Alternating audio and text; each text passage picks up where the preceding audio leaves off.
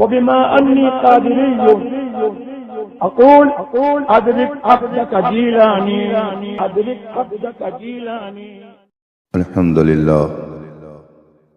لله الذي أبدع الأفلاك والأرضين، والصلاة والسلام على من كان نبيا وآدم بين الماء والطين، وعلى آله الطيبين وأصحابه المطهرين وعلماء أمته أجمعين، أما بعد، فأعوذ بالله من الشيطان الرجيم، بسم الله الرحمن الرحيم، إن أولياؤه إلا المتقون، صدق الله العظيم وصدق رسوله النبي الأمين الكريم، ونحن على ذلك لمن الشاهدين والشاكرين، والحمد لله رب العالمین۔ بزم پاک میں تشریف فرما علماء ذوی الاحترام، طلبہ علوم نبوت، حاضرین باوقار، السلام علیکم ورحمۃ اللہ تعالی وبرکاتہ۔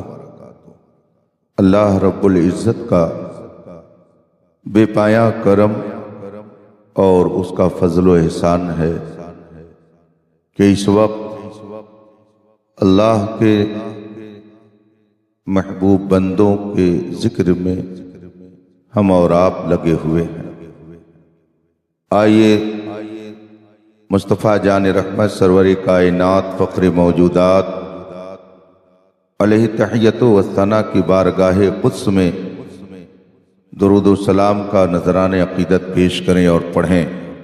اللہم صلی علی سیدنا و مولانا محمد معدن الجود والکرم و آلہ الکرام اجمعین۔ حضرات، یہ مہینہ سرکار غوث پاک کا مہینہ، اور اسی مہینے کی کیا تخصیص؟ ہر مہینہ اللہ و رسول کی عطا سے غوث پاک کا مہینہ۔ اللہ جل مجدہ نے جس عظیم درجے پر سیدنا غوث پاک کو فائز فرمایا، آپ اس منصب، اس رتبے اور اس درجے پر فائز رہیں گے جب تک کہ حضرت سیدنا امام مہدی رضی اللہ تعالی عنہ کی آمد نہیں ہو جاتی۔ غوثیت کبریٰ کا منصب اللہ تبارک و تعالی کی طرف سے جو سیدنا غوث پاک رضی اللہ تعالی عنہ کو بخشا گیا، یہ منصب سیدنا امام مہدی کی آمد تک آپ ہی کے حوالے رہے گا۔ دوسرے لفظوں میں یہ کہا جا سکتا ہے کہ جس خوش نصیب انسان کو، جس اقبال مند شخص کو، جس بختاور ہستی کو اب منصب ولایت ملے گا، حضرت سیدنا امام مہدی کی آمد تک یہ سلسلہ، یہ منصب سیدنا غوث اعظم کی نگاہ کرم کی برکت سے ملے گا۔ اولیاء کرام، صوفیاء اعظام، یہ امت کے لیے اللہ کی طرف سے سب سے عظیم نعمت ہوتے ہیں۔ انہی ہستیوں کی برکت سے لوگوں کو رزق ملتا ہے، انہیں کے توسل سے اللہ تعالی آسمان سے بارش نازل فرماتا ہے، انہی کی برکت سے نظام کائنات قائم رہتا ہے۔ آدمی جس کی کھائے اس کی گائے، محسن کا احسان مانے، خدا کا شکر ہے کہ ہم لوگ جس کی کھاتے ہیں اس کی گاتے ہیں۔ غوث پاک کی کھاتے ہیں تو غوث پاک کی گاتے ہیں، خواجہ غریب نواز کی کھاتے ہیں تو خواجہ غریب نواز کی گاتے ہیں، اعلیٰ حضرت کی کھاتے ہیں تو اعلیٰ حضرت کی گاتے ہیں، تاج الشریعہ کی کھاتے ہیں تو تاج الشریعہ کی گاتے ہیں۔ اساتذہ اور طلبہ کی طرف سے میں کہہ سکتا ہوں کہ شہباز دکن کی کھاتے ہیں تو ان کی گاتے ہیں۔ آدمی جس کی کھاتا ہے اس کی گاتا۔ جب حدیث میں فرمایا گیا لوگوں کو رزق ملتا ہے محبوب بندوں کے صدقے میں، بارش ہوتی ہے نیکوں کے صدقے میں، تو زمین پر ہریالی، کھیتوں کی سبزیاں، انسانوں کا وقار، دنیا میں عزت و آبرو، انسانوں کا جو کچھ بھی سرمایہ ہے، یہ سب اللہ والوں کی بدولت، ان کی برکتیں ہیں، ان کی نگاہ کرم کا صدقہ ہے۔ اور اگر وہ نگاہ کرم پھیر لیں تو آدمی کی دنیا تباہ و برباد ہو جائے، آخرت بھی آدمی کی خراب ہو جائے۔ بالخصوص سیدنا غوث اعظم رضی اللہ تعالی عنہ کا رتبہ تو اتنا بلند ہے کہ اگر کسی پر نگاہ کرم فرما دیں تو چور ہو تو دم بھر میں ولی بن جائے، اور اگر نگاہ غضب کر دیں تو ولایت سلب ہو جائے، ولایت چھن جائے، ایمان ختم ہو جائے۔ اور اعلی حضرت کی زبان میں مر کے بھی چین سے سوتا نہیں مارا تیرا، جس پر غضب کا تیر چلا دیں تو مرنے کے بعد بھی وہ قبر میں سکون سے نہیں رہ سکتا، اور جس پر نگاہ کرم کر دیں تو رات کے 1 بجے 3-4 ہزار کلومیٹر دوری پر بیٹھ کر حیدرآباد میں ان کی مجلس میں ان کا گن گاتا رہے۔ جسے چاہا اپنا بنا لیا، جسے چاہا در پہ بلا لیا، یہ بڑے کرم کے ہیں فیصلے، یہ بڑے نصیب کی بات ہے۔ قادری بننا یہ آسان کام نہیں ہے، یہ بہت مشکل سے نسبت ملتی ہے، اور جس کو یہ نسبت مل جاتی ہے وہ بہت ہی اعتماد کے ساتھ کہتا ہے، کیا دبے جس پہ حمایت کا ہو پنجہ تیرا، شیر کو خطرے میں لاتا نہیں کتا تیرا۔ سیدنا غوث پاک رضی اللہ تعالی عنہ اللہ کے ان محبوبین میں ہیں، اللہ کے ان برگزیدہ بندوں میں ہیں، اللہ کے ان مقرب بندوں میں ہیں کہ جس طرف نگاہ کرم فرما دیں اگر کھیتی سوکھی ہو تو ہری ہو جائے، اور اگر نگاہ غضب کر دیں تو ہرے بھرے کھیتی کو بھی تباہ و برباد کر دیں۔ اس لیے ہمیشہ ان کی نگاہ کرم کے امیدوار بن کے رہنا چاہیے، اور ان کے غضب سے ہمیشہ ڈرنا چاہیے۔ جو لوگ سیدنا غوث پاک رضی اللہ تعالی عنہ کی شان میں تبرہ کرتے ہیں، ان کی ہلاکت لوگ اپنے ماتھے کی آنکھوں سے دیکھ لیتے ہیں، اور جو ان کا گن گاتے ہیں ان کی عظمت کا پرچم کتنا بلند ہوتا ہے وہ بھی آپ لوگ دیکھ رہے ہیں۔ ہندوستان کے اندر سیدنا امام احمد رضا فاضل بریلوی رضی اللہ تعالی عنہ نے اس طرح سے آپ کی عزت و حرمت کی حفاظت فرمائی کہ خود خوش ہو کر کے عرض کرتے ہیں، تیری قسمت کی قسم کھائیں سگانے بغداد، ہند میں رہ کے بھی دیتا رہوں پہرا تیرا۔ تو یہ رضا والے یہ غوث پاک کے پہرے دار ہیں، یہ غوث پاک کے در کے چوکیدار ہیں، یہ غوث پاک کے وفادار ہیں، یہ غوث پاک کے نام لیوا ہیں۔ اور غوث پاک نے فرمایا ہے، مریدی لا تخف واشن فإنی عزوم قاتل عند القتال، میرے مرید تمہیں ڈرنے کی ضرورت نہیں ہے، اگر کوئی تم پر حملہ کرے گا تو میں تیری طرف سے اس پر حملہ کر دوں گا۔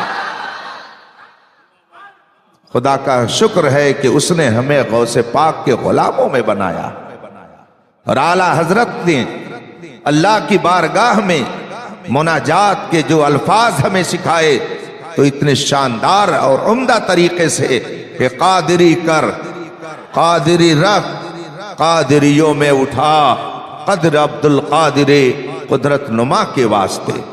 رفیقان محترم، میں نے قرآن کریم کی آیت کریمہ تلاوت کی۔ اللہ رب العزت ارشاد فرماتا ہے، ان اولیاءہ الا المتقون، اللہ کے ولی صرف وہ ہیں جو متقی ہیں۔ قرآن کی یہ آیت کریمہ بالکل کلیئر کٹ واضح طور پر ہم کو بتا دے رہی ہے کہ چمکتا جو نظر آئے وہ سب سونا نہیں ہوتا. چمکتا جو نظر آئے وہ سب سونا نہیں ہوتا. اگر دنیا میں رہنا ہے تو کچھ پہچان پیدا کر. ہاں، ہر صوفی بننے والا اللہ کا ولی نہیں ہوتا ہے. آج لوگوں نے معیار بدل دیا ہے، لوگوں کی نظروں کا نظارہ بدل گیا ہے.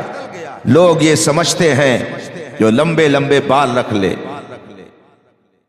10 انگلیوں میں انگوٹھی پہنے رہے، ہزارہ تسبیح گلے میں لگا لے اور ایک وقت کی نماز نہ پڑھے تو کہتے ہیں یہ پہنچا ہوا ہے، یہ پہنچا ہوا ہے. بے شک پہنچا ہوا ہے، اس میں کوئی شک نہیں ہے، وہ پہنچا ہوا ہے. مگر سیدنا جنید بغدادی کے کلمات کی روشنی میں کہاں تک پہنچا؟ سید الطائفہ حضرت سیدنا جنید بغدادی رضی اللہ تعالی عنہ، جو ہمارے اور آپ کے دادا پیر ہیں، بڑے پیر صاحب کے دادا پیر ہیں. سیدنا جنید بغدادی رضی اللہ تعالی عنہ فرماتے، ان کا واقعہ ہے، ان کی بارگاہ میں کچھ لوگوں نے جا کر شکایت عرض کی، حضور ایک ٹولی پیدا ہو گئی، ایک گروپ پیدا ہو گیا جو یہ کہتا ہے کہ روزہ اور نماز تو خدا تک پہنچنے کا ذریعہ ہے، اور جب ہم پہنچ گئے تو ہمیں ذریعہ کی ضرورت کیا ہے؟ چھت پہ چڑھنے کے لیے زینے کی ضرورت پڑتی ہے، وہ ایک ذریعہ ہے. جب چھت پہ چڑھ گئے تو ہمیں زینے کی ضرورت کیا ہے؟ تو روزہ اور نماز خدا تک پہنچنے کا ذریعہ ہے. جب ہم پہنچے ہوئے ہیں تو ہمیں پھر اب روزے نماز کی ضرورت کیا ہے؟ حضرت سیدنا جنید بغدادی رضی اللہ تعالی عنہ نے جب یہ سنا، ارشاد فرمایا، لقد صدقوا، بے شک انہوں نے سچ کہا، یہ پہنچے ہوئے ہیں، یقیناً انہوں نے سچی بات کہی. وصلوا لا الی الرحمن بل الی الشیطان، یہ پہنچے تو ہیں مگر یہ رحمان تک نہیں بلکہ شیطان تک پہنچے ہوئے ہیں. جو لوگ نمازوں کی پابندی نہ کریں، جو لوگ اعمال صالحہ نہ اپنائیں، جو لوگ عقیدہ درست نہ رکھیں، وہ کبھی اللہ کے ولی ہو ہی نہیں سکتے ہیں.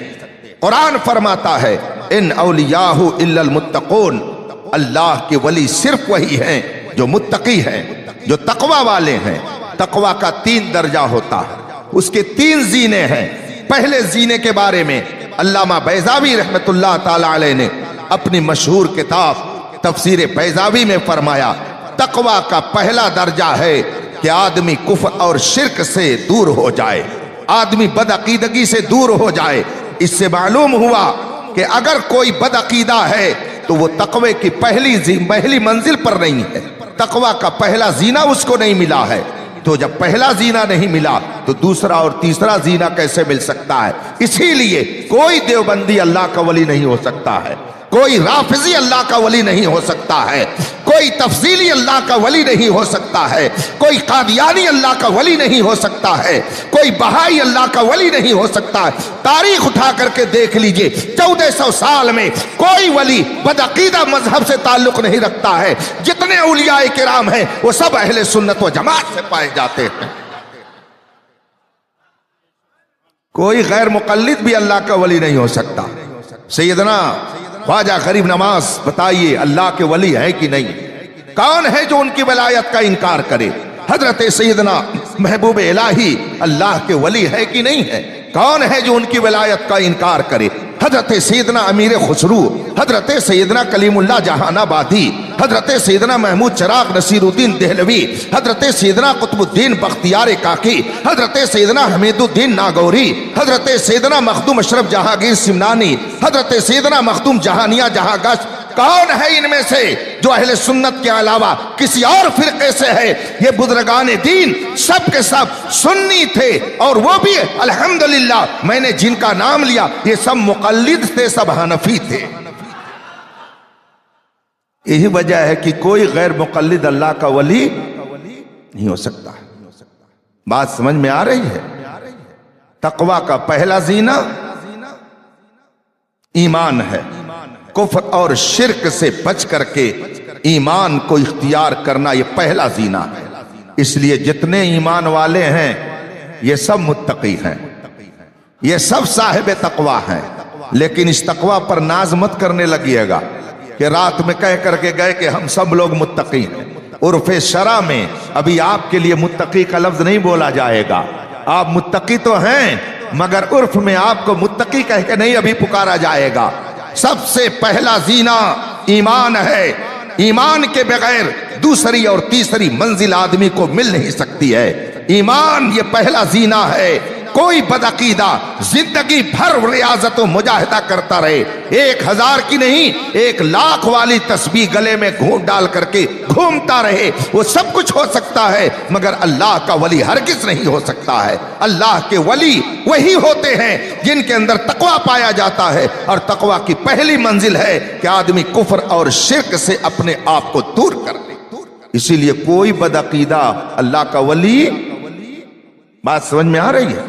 اب وہ چاہے تفضیلی ہو، وہ چاہے رافضی ہو، وہ چاہے قادیانی ہو، چاہے بہائی ہو، چاہے وہابی ہو، چاہے دیوبندی ہو، کوئی بھی ان میں سے اللہ کا ولی ہو ہی نہیں سکتا. سب سے پہلی منزل ہے تقوی کی، ایمان کا ہونا. ایمان کے بغیر دوسری اور تیسری منزل آدمی کو مل ہی نہیں سکتی ہے. اب جب پہلا درجہ انسان کو حاصل ہو گیا تو اب دوسرے درجے کی طرف چلیے. علامہ بیضاوی فرماتے ہیں جب ایمان کی دولت آدمی کو مل گئی، آدمی کفر اور شرک سے اپنے آپ کو دور کر کے دولت ایمان کو حاصل کر لیا، اور اپنے دل میں نور ایمان اس نے پیدا کر لیا، اور اس کے دل میں ایمان آ گیا. اب اس کے بعد میں دوسرا درجہ یہ ہے کہ ایمان کا تقاضا ہے کہ آدمی گناہوں سے دور رہے اور نیکیوں کو عمل میں لائے. لہذا جتنے فرائض و واجبات و سنن ہیں ان کی پابندی کرے، اور جتنے حرام، جتنے منکرات ہیں، جتنے معاصی ہیں ان سے اپنے آپ کو دور رکھے. یہ تقوی کا دوسرا درجہ ہے. جب اس دوسرے درجے پر آدمی پہنچتا ہے تو کہا جاتا ہے یہ متقی ہے، یہ پرہیزگار ہے، یہ اللہ کی ولایت کی منزل حاصل کر رہا ہے. یہ دوسرا درجہ ہے. اس لیے کوئی بے عمل، کوئی بد عمل اللہ کا ولی ہو ہی نہیں سکتا ہے. اللہ کے ولی کا ولی ہونے کے لیے ضروری ہے کہ ایمان کے ساتھ ساتھ نیک عمل ہو، گناہوں سے اپنے آپ کو دور رکھے. آج کل لوگ بڑی بڑی تصویریں چھپوا کر کے کہتے ہیں کہ یہ اللہ والے تھے. خدا کی قسم جو ایسی حرکت کرے وہ اللہ کا ولی ہونا تو دور کی بات ہے، صحیح معنی میں پکا مسلمان نہیں ہو سکتا. آپ جانتے ہیں رسول پاک صلی اللہ علیہ وسلم نے کتنی سخت وعیدوں کے ساتھ اس حکم کو ظاہر فرمایا. میرے آقا فرماتے ہیں ان اشد الناس عذابا یوم القیامہ المصورون، سب سے سخت عذاب انہیں ملے گا جو تصویر گری کرتے ہیں، جو تصویریں بنواتے ہیں، جو تصویریں بناتے ہیں. سب سے سخت عذاب میں وہ مبتلا ہوں گے جو سب سے سخت عذاب میں مبتلا ہونے والا عمل ہے بڑی بڑی تصویریں لگا کر کے لوگ کہتے ہیں یہ اللہ کا ولی، وہ تو سب سے زیادہ عذاب میں گرفتار ہے.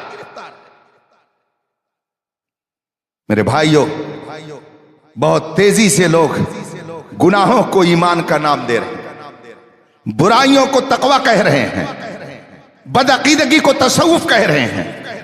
میں نے خود اپنی آنکھ سے لکھنؤ میں دیکھا، ایک محلے سے میرا گزر ہوا، ایک بورڈ لگا ہوا تھا شیعہ صوفی اتحاد زندہ باد. میں سوچنے لگا شیعہ اور صوفی اتحاد زندہ باد ایسا کیسے ہو سکتا ہے؟ صوفیاء کرام تو اہل سنت و جماعت سے، شیعہ گستاخ صحابہ ہوتے، وہ بدعقیدہ، یہ خوش عقیدہ. طہارت و نجاست میں اتحاد کیسے ہو سکتا ہے؟ دونوں یکجا کیسے ہو سکتے ہیں؟ گوبر اور حلوہ کو ملا کر کے جو پیش کرے اس سے بڑا پاگل اور کون ہو سکتا ہے؟ دونوں میں جب اتحاد نہیں ہو سکتا، طہارت و نجاست میں ایک جائیت نہیں ہو سکتی ہے، تو شیعہ اور صوفی میں اتحاد کیسے؟ اور اگر لوگ ایسے اتحاد کی بات کرتے ہیں تو وہ سب کچھ ہو سکتے ہیں مگر صوفی نہیں ہو سکتے ہیں. صوفی وہ نہیں ہے جو یہ کہے ہم کسی کو برا نہیں کہتے ہیں. صوفی کون ہے؟ آئیے میں تیسرے درجے کی روشنی میں بتاؤں. امام بیضاوی فرماتے ہیں پہلا درجہ ایمان ہے، دوسرا درجہ اعمال صالحہ پر عمل کرنا اور برائیوں سے اپنے آپ کو دور رکھنا، اور تیسرا درجہ کیا ہے؟ فرماتے ہیں کہ اپنے دل میں اللہ و رسول کے علاوہ کسی چیز کی محبت نہ رکھنا. یہ تیسرا درجہ ہے، مگر یہ درجہ بہت مشکل سے ملتا ہے. اس درجے پر فائز ہونا بڑے کمال کی بات ہے، اور جب تاریخ کا آپ مطالعہ کریں گے تو آپ جانیں گے کہ اس منزل پر فائز ہونے والی سب سے پہلی شخصیت کا نام صدیق اکبر ہے۔ حضرت سیدنا صدیق اکبر ہیں، اس لیے کہ آپ دیکھیں انسان کے دل میں اپنی اولاد کی محبت ہوتی ہے، اپنی جان کی محبت ہوتی ہے، اپنے مال کی محبت ہوتی ہے، لیکن سیدنا صدیق اکبر رضی اللہ تعالی عنہ کی زندگی اٹھا کر کے آپ دیکھ لیجئے، اگر آپ مال کی بات کریں تو سارا مال نبی کے قدموں پہ ڈال کر کے بھی زبان حال سے وہ کہتے ہیں حق تو یہ ہے کہ حق ادا نہ ہوا، اور جان کی جب بات آئی تو غار حرا کے اندر، غار ثور کے اندر آپ نے اپنی جان کو نبی کے نام پر تحفظ ناموس رسالت کے لیے اپنی جان کو حوالے کر دیا اس اژدہے کے۔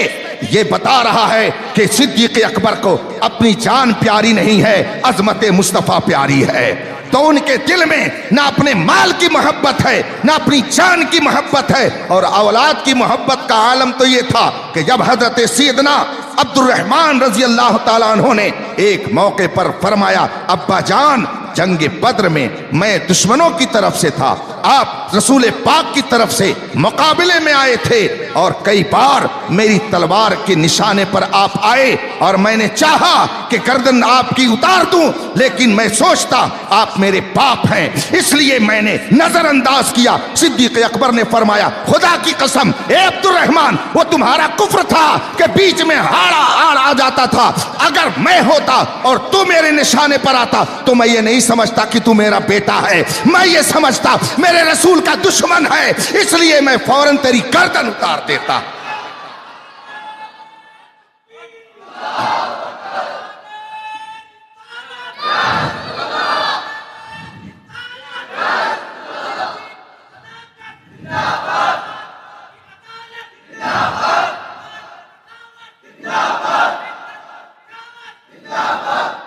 رفیقان محترم، یہ تیسرا درجہ ہے، یہ تیسرا درجہ ہے کہ آدمی کے دل میں اللہ و رسول کے علاوہ کسی چیز کی محبت، یہ تیسرا درجہ ہے، مگر اس تیسرے درجے پر پہنچنا بہت مشکل ہوتا ہے۔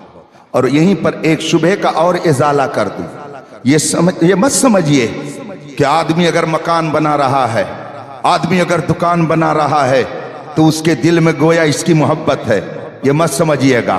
حضرت سیدنا اورنگزیب عالمگیر رضی اللہ تعالی عنہ ہندوستان کے 50 سال بادشاہ تھے، 50 سال انہوں نے حکومت کی ہے، مگر ولایت کے کس درجے پر فائز تھے؟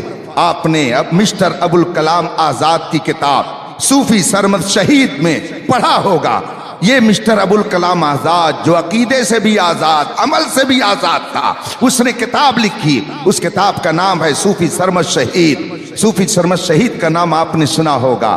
دلی کی جامع مسجد میں اگر کبھی جانا ہو تو آپ قلعے کی طرف جو دروازہ جاتا ہے اس سے نیچے اتریں گے، سامنے 2 مزار ہے، ایک حضرت قادری رضی اللہ تعالیٰ عنہ ہرے بھرے شاہ قادری ہیں، اور بغل میں حضرت صوفی سرمد شہید ہیں، دونوں استاد شاگرد ہیں، دونوں کا مزار اکٹھا بنا ہوا ہے۔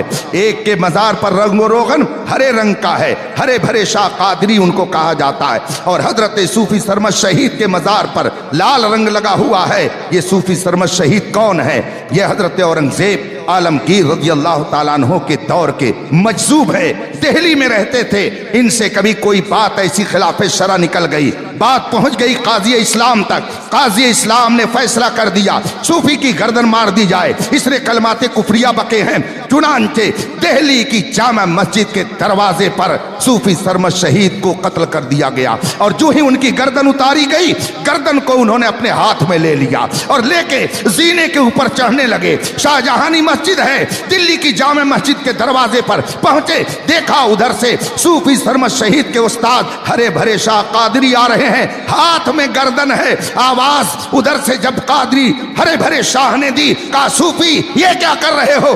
گردن سے آواز آئی میں اورنگزیب کی شکایت کرنے دربار رسالت میں جا رہا ہوں۔ حضرت ہرے بھرے شاہ قادری نے کیا جواب دیا؟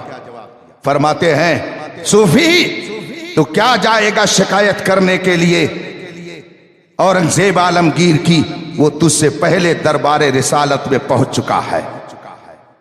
اورنگزیب عالمگیر ہندوستان کا بادشاہ اور وہ دربار رسالت میں رسائی کیے ہوئے ہے۔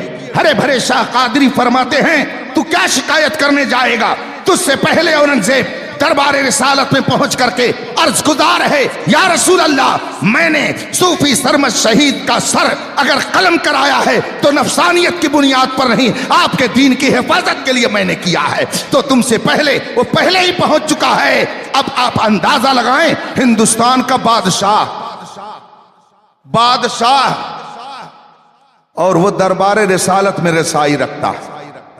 اس سے پتا کیا چلا؟ چیست دنیا از خدا غافل بدن، نئے قماش و نقرئی فرزند و زن۔ دنیا کیا ہے؟ مکان بنانے کا نام نہیں ہے، پراپرٹی اکٹھا کرنے کا نام نہیں ہے۔ دنیا کیا ہے؟ جائیداد جمع کرنے کا نام نہیں ہے، بلکہ یاد الہی سے غافل ہونے کا نام ہے۔ لہذا اگر کوئی ہندوستان بھر کا مالک ہے اور یاد الہی سے غافل نہیں ہے تو اللہ کا ولی ہے، اور کوئی آدمی تمام شہر کی مسجدوں کا متولی ہے، امام ہے، لیکن وہ دن بھر مکر و فریب میں رہتا ہے تو وہ اللہ کا ولی نہیں بلکہ وہ شیطان کا مسخرہ ہے۔ اس سے ولایت کا کوئی حصہ اس کے پاس ہے ہی نہیں۔ آپ میری بات سمجھ رہے ہیں؟ حضرت اورنگزیب عالمگیر ہندوستان کے بادشاہ تھے، مگر ولایت کی اس منزل پر تھے، ولایت کے اس درجے پر تھے۔ جب میں نے یہ واقعہ پڑھا اور یہ باتیں میری سمجھ میں آئیں تو فوراً ایک شبہے کا ازالہ ہو گیا کہ دنیا سے غافل، دنیا سے محبت نہ کرنا، دنیا کو دل سے نکال دینا، یہ تیسرا درجہ ہے۔ اللہ اور رسول کے علاوہ کسی اور کی محبت دل میں نہ ہو، یہ تیسرا درجہ ہے ولایت تقوی کا، اور یہ مشکل سے ملتا ہے۔ تو یہ واقعہ جو پڑھنے میں آتا ہے کہ سیدنا غوث پاک رضی اللہ تعالیٰ عنہ اتنا قیمتی جبہ پہنتے تھے کہ چور بھی دیکھ کر کے لالچ میں آ جائے اور پھر وہ پیچھے پیچھے جائے اور جبے کو چرا کر لے کے بھاگنے کی کوشش کرے۔ اگر وہ جبہ قیمتی نہ ہوتا تو بتائیے آخر چور کیوں جاتا چوری کرنے کے لیے؟ اتنا قیمتی جبہ، صوفی کو اس سے کیا مطلب ہے؟ صوفی کو تو موٹا جھوٹا کپڑا پہننا چاہیے، لیکن حضرت سیدنا غوث پاک رضی اللہ تعالیٰ عنہ نے اتنا قیمتی جبہ زیب تن فرمایا کہ چور کو لالچ آ گئی اور چرانے کے لیے پیچھے پیچھے چلا گیا۔ دماغ نے جواب دیا، اختر حسین قادری اس جبے کو نہ دیکھ، وہ جو قیمتی جبہ پہنا گیا تھا اس لیے نہیں کہ وہ دنیا داری کو دو لوگوں کے سامنے پیش کریں، وہ اس لیے پہنا گیا تھا تاکہ سامنے والا اس کی چمک دمک دیکھ کر کے قریب آ جائے، اور جب قریب آ جائے گا تو اس دنیاوی چمک دمک کے ذریعہ اس کے دل کی دنیا کو چمکا دیا جائے گا۔ غوث پاک نے وہ قیمتی جبہ اس لیے نہیں پہنا تھا کہ آپ کو اس سے پیار تھا، اس لیے پہنا تھا کہ سامنے والے سے پیار تھا۔ وہ آئے گا دربار میں، غوث اعظم جانتے تھے کہ یہ آئے گا، اور جب یہاں سے جائے گا تو آئے گا چور بن کر کے، جائے گا ولی بن کر کے۔ یہ تیسرا درجہ ہے۔ اس تیسرے درجے پر فائز ہونے والی سب سے پہلی شخصیت کا نام سیدنا صدیق، جن کے دل میں اپنی محبت نہیں، مال کی محبت نہیں، اولاد کی محبت نہیں، محبت ہے تو صرف اللہ ہو رسول کی محبت۔ تو بتائیے وہ صوفی تھے کہ نہیں؟ صرف صوفی ہی نہیں بلکہ امام الاصفیاء تھے۔ وہ صرف ولی ہی نہیں، امام الاولیاء تھے۔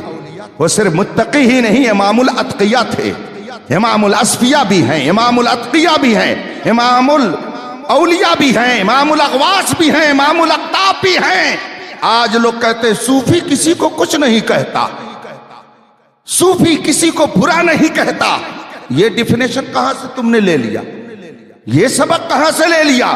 سیدنا صدیق اکبر سب سے پہلے اس منصب تصوف پر فائز ہونے والی ذات، مگر جب رسول پاک صلی اللہ علیہ وسلم کے دین میں رخنا اندازی کرنے کی کوشش کی گئی اور زکوٰۃ کا انکار لوگوں نے کیا تو سیدنا صدیق اکبر نے صرف یہی نہیں کہ انہیں کافر کہا بلکہ تلوار کے ذریعہ ان کو صفحہ ہستی سے ختم کرنے کا کارنامہ انجام دیا۔ یہ کہاں سے آپ نے سمجھ لیا کہ صوفی کسی کو کچھ نہیں کہتا؟ یہ تصوف کے نام پر بے دینی ہے، تصوف کے نام پر بدعقیدگی ہے، اس لیے ایسے تصوف سے آپ اپنے دامن کو بچائے رہیے گا۔ سیدنا غوث اعظم رضی اللہ تبارک و تعالی عنہ نے ایسے ہی اتنی بڑی منزل حاصل نہیں کر لی، آپ نے پہلے علم ظاہر حاصل کیا، پھر اس کے بعد علم باطن حاصل کیا، علم ظاہر اور علم باطن کا آپ حسین سنگم بنے، تب رب قدیر نے آپ کو یہ عظیم منصب عطا فرمایا۔ اسی لیے سیدنا امام شافعی رضی اللہ تعالی عنہ نے فرمایا کہ اللہ نے ما جعل اللہ جاہلا ولیا قط، اللہ نے کسی جاہل کو ولی نہیں بنایا۔ کوئی جاہل ولی نہیں ہو سکتا، کوئی جاہل ولی ہو ہی نہیں سکتا، ولی ہونے کے لیے علم ہونا شرط۔ اب یہ علم دو طرح سے حاصل ہوتا ہے، تو نے پی کتابوں سے، میں نے پی نگاہوں سے، فرق ہے بہت وائس تیرے میرے پینے میں۔ احمد آباد شریف پہ ایک شخصیت ہے حضرت سیدنا وجیہ الدین علوی گجراتی رضی اللہ تعالیٰ عنہ کی، ان کے بارے میں بہت مشہور بات ہے۔ حضرت سیدنا وجیہ الدین گجراتی رحمت اللہ تعالیٰ علیہ درس دیتے تھے اور آپ کے تلامذہ شاگردوں میں ایک طالب علم ایسا تھا جو بڑا ہی غبی ذہن تھا، کند ذہن تھا، باتیں اس کو یاد نہیں رہتی تھی، دیگر ساتھی مذاق اڑاتے تھے۔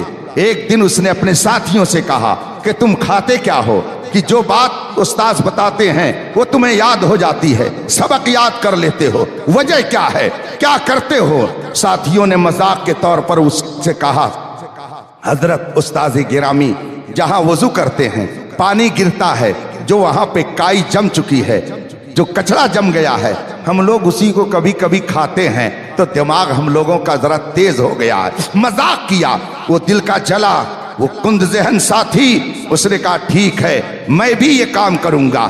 ایک روز گیا، عشاء کی نماز کے بعد اس نے بھی وہ کائی چاٹنی شروع کر دی۔ اتنے میں حضرت سیدنا وجیہ الدین علوی گجراتی علیہ رحمت و رضوان کی اس پر نظر پڑ گئی، بلایا، کہا ارے بے وقوف کیا کر رہے وہاں بیٹھ کر؟ کہا حضور معاملہ یہ ہے مجھے باتیں یاد نہیں رہتی ہیں، سبق میں یاد نہیں کر پاتا ہوں۔ میں نے ساتھیوں سے پوچھا تو انہوں نے کہا آپ جہاں پر وضو کرتے ہیں پانی گرتا ہے، کائی جمی ہوئی ہے، اسی میں سے ہم لوگ کچھ کھا لیتے ہیں تو ہمارا دماغ تیز ہو گیا ہے۔ میں نے سوچا میں بھی کھا لوں تاکہ میرا بھی دماغ تیز ہو جائے۔ استاذ گرامی کو ترس آ گیا، رحم آ گیا، فوراً اس بچے کو سینے سے لگایا، کہا چل اب کل سے تو میری جگہ پر درس دے گا۔ چنانچہ صبح ہوئی، استاذ گرامی حضرت علامہ علوی گجراتی رحمت اللہ تعالی علیہ کہیں تشریف لے گئے اور وہ طالب علم جو ساتھیوں میں کن ذہن مانا جاتا تھا وہ بیٹھ گیا، کہا آج استاذ گرامی نہیں آئیں گے، آج سبق میں پڑھاؤں گا۔ ساتھیوں نے مذاق اڑایا، تو سبق پڑھائے گا؟ کہا ہاں سبق میں پڑھاؤں گا۔ کہا اچھا چلو پڑھاؤ۔ مذاق کے طور پر ساتھیوں نے کہا چلو پڑھاؤ۔ اب اس نے جو علم و معرفت کا دروازہ کھولا ہے، سبحان اللہ، سب حیران ہے ہوا کیا ہے، آخر کیسے علم و معرفت کا خزانہ تیرے پاس آ گیا؟ ساتھی نے جواب دیا جو نسخہ تم نے بتایا تھا وہی نسخہ میں نے اپنا لیا۔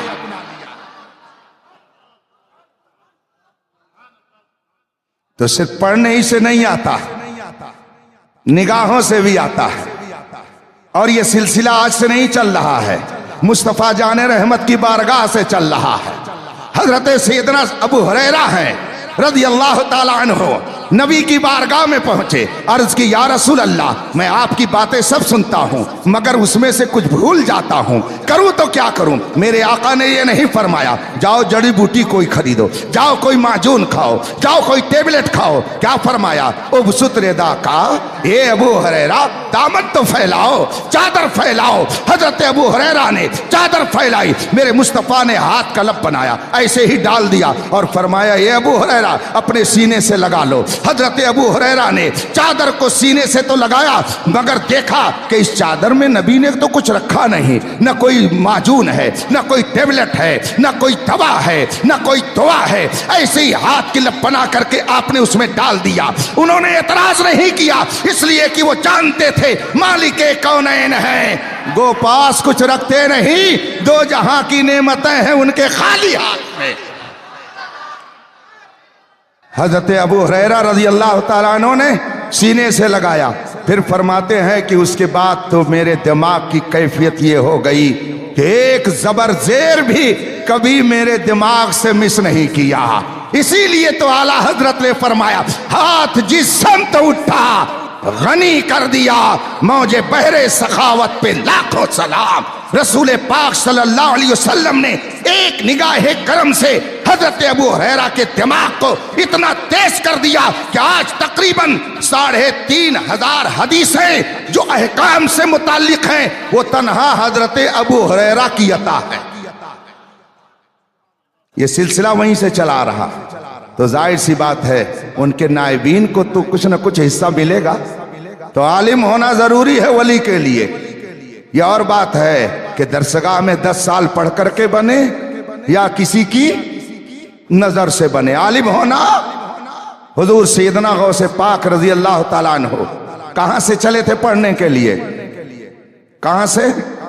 جیلان سے پڑھنے کے لیے چلے۔ کہاں پہنچے؟ بغداد۔ اس کا مطلب ہے کہ غوث پاک کو بھی علم ظاہر کی ضرورت تھی، بغیر علم ظاہر کے اس درجے پر وہ نہ پہنچے بغداد معلیٰ۔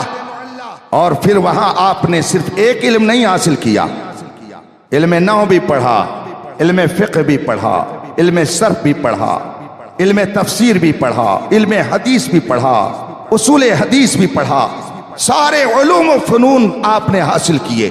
پھر جب آپ نے علم حاصل کیا تو ایسا زبردست آپ کا علم ہوا کہ پورے بغداد میں آپ کا کوئی ثانی نظر نہیں آتا۔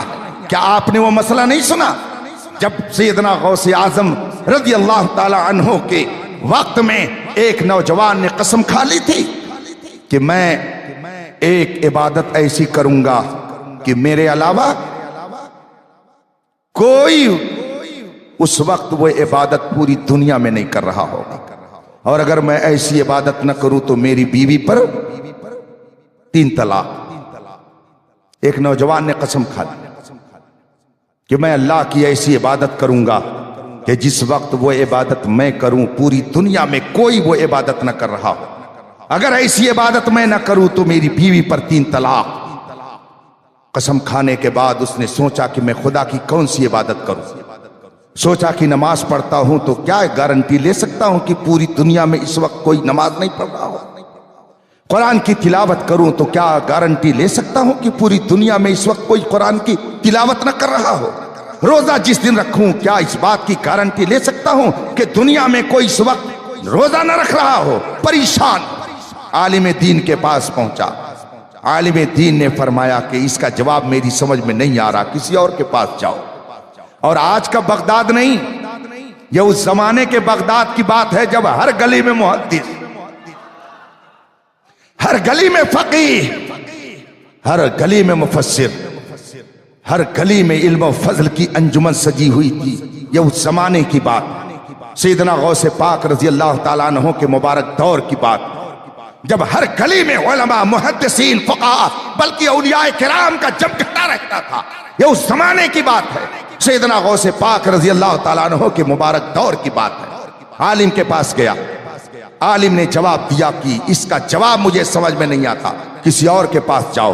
وہ نوجوان دوسرے کے پاس گیا، انہوں نے بھی یہی جواب دیا۔ نوجوان نے کہا کہاں جایا جائے؟ انہوں نے رہنمائی کی، اس کا جواب اگر ملے گا تو دربار غوث سے ملے گا، اس مشکل کا حل وہی سے ملے گا۔ چنانچہ سیدنا غوث پاک کی بارگاہ میں یہ مسئلہ پیش کیا گیا، حضور ایک نوجوان نے ایسی ایسی قسم کھا لی ہے اور کہتا ہے کہ میں نے یہ قسم کھائی ہے کہ جس وقت میں وہ عبادت کروں दुनिया में कोई वो इबादत ना कर रहा हो, वरना ऐसी इबादत अगर मैं न कर सकूं तो मेरी बीवी पर 3 तलाक पड़ जाए। हुजूर वो परेशान है, करे तो क्या करे। सैयदना गौसे आजम ने सुनते ही फरमाया, इसमें कौन सी मुश्किल बात है, ये कौन सा मुश्किल मसला है। सब लोग खुश हो गए, हुजूर जल्दी बताएं कौन सा वो तरीक़े इबादत है। सैयदना गौसे आजम ने फरमाया, उस नौजवान से कहो हरम शरीफ चला जाए, मक्का शरीफ चला जाए, खाने काबा के सामने जाकर के खड़ा हो जाए, और जो लोग खाने काबा का तवाफ कर रहे हो उनको थोड़ी देर के लिए रोक दे, उनको मना कर दे, और ये खाने काबा का तवाफ करने लगे। जिस वक्त वो ये इबादत करेगा, दुनिया में कोई उसके साथ इस इबादत का करने वाला नहीं। ये इल्म किसका था? सैयदना गौसे पाक रज़ी अल्लाह ताला अन्हु का। आपने कुरान करीम की तफसीर बयान की, एक आयत करीमा पढ़ी गई, आपने उसकी तफसीर बयान की, फिर आपकी कैफियत बदली, आपने उसकी दूसरे ढंग से तफसीर की, फिर कैफियत बदली, आपने उसकी तीसरे ढंग से तफसीर की। एक आयत करीमा की आपने 40 तरह से तफसीर फरमाई। ये इल्म जाहिर था सैयदना गौसे पाक रज़ी अल्लाह ताला अन्हु का। और मशक्कत रियाजत व मुजाहदा का आलम क्या था कि आपको इतनी मुश्किलात का सामना करना पड़ा। आप किताब पढ़िए तो आपको मालूम होगा, महीनों नहीं सालों आपने ग़िज़ा मुरक्कन नहीं तनाउल फरमाई, सिर्फ घास फूस और पत्तों को खा करके आपने जिंदगी गुजारी। आपकी रगें हरी हो गई थी, हरी पत्तियां खाते खाते। रियाजत व मुजाहदा आपने इस तरह से फरमाया कि एक मौके पर शैतान आपको आजमाने के लिए आ गया कि अब्दुल कादिर पक्के हो गए कि नहीं। आप इबादत कर रहे थे, इतने में एक नूरानी बादल का टुकड़ा आया और उसमें से आवाज आई, ए अब्दुल कादिर, तूने मेरी इतनी इबादत कर ली है कि अब तुझे इबादत की जरूरत नहीं, बहुत इबादत कर लिया तुमने, अब इबादत की जरूरत नहीं। जो हुई आवाज आई, उस नूर के टुकड़े से आपने फरमाया, ला हौला वला कुव्वता इल्ला बिल्लाहिल अलील अज़ीम। जो ही आपने फरमाया, फौरन वो नूरानी बादल का टुकड़ा धुआं धुआं हो गया, उड़ गया। आप इबादत में मसरूफ हो गए। थोड़ी देर के बाद फिर रंग बदल करके आया। अभी आपने सुना ना, ला अक़अदन्ना, मैं बैठूंगा और जरूर बैठूंगा। ए मौला, तेरे सीधे रास्ते पर बैठूंगा और तेरे सीधे बंदों को ही गुमराह करने की कोशिश। पहुंचा।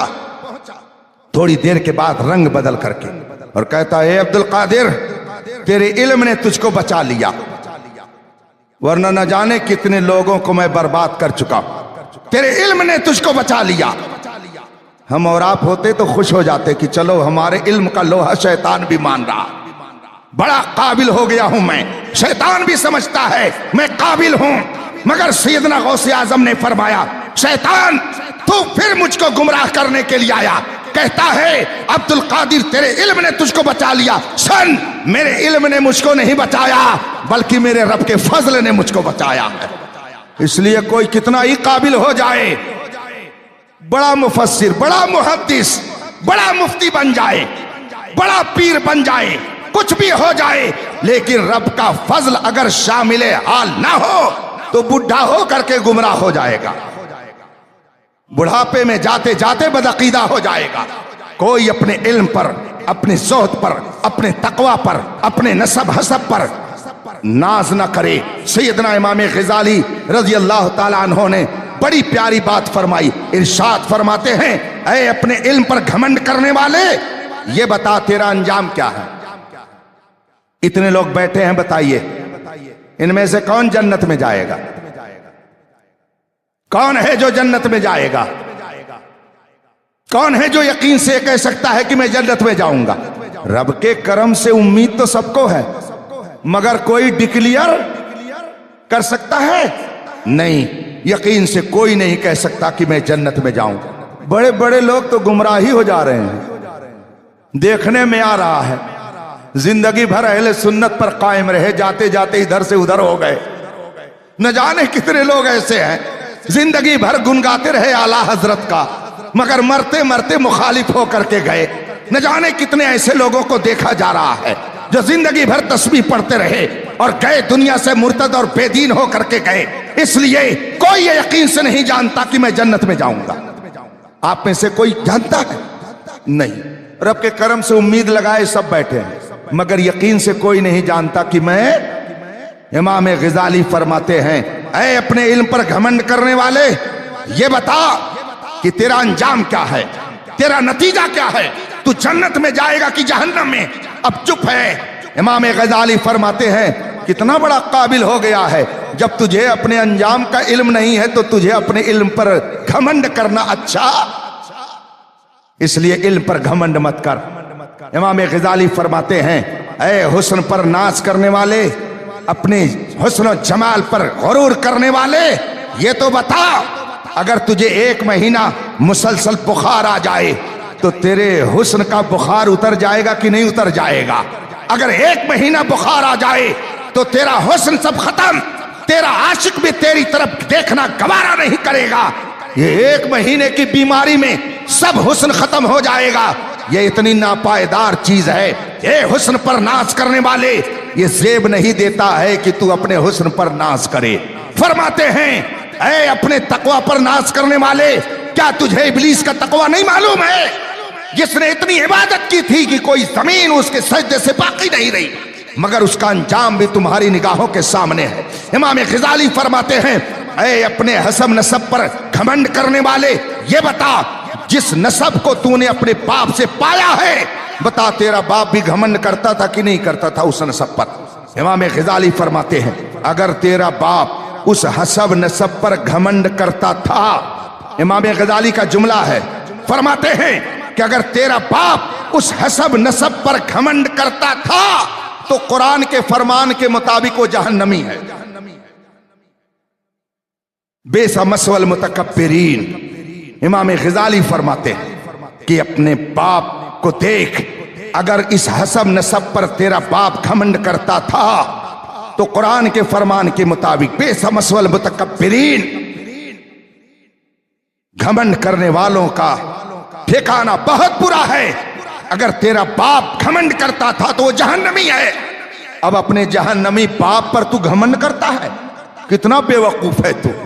امام غزالی فرماتے ہیں اس لیے اے علم والے علم پر گھمنڈ مت کر، اے حسن والے اپنے حسن پر گھمنڈ مت کر، اے تقوی والے اپنے تقوی پر ناز مت کر، اے حسب نسب والے اپنے حسب نسب پر ناز مت کر. تبھی تو کسی نے کہا تھا نہ طاعت پر نہ تقوی پر نہ زہد و اتقا پر ہے، ہمارا ناز جو کچھ ہے محمد مصطفیٰ پر ہے.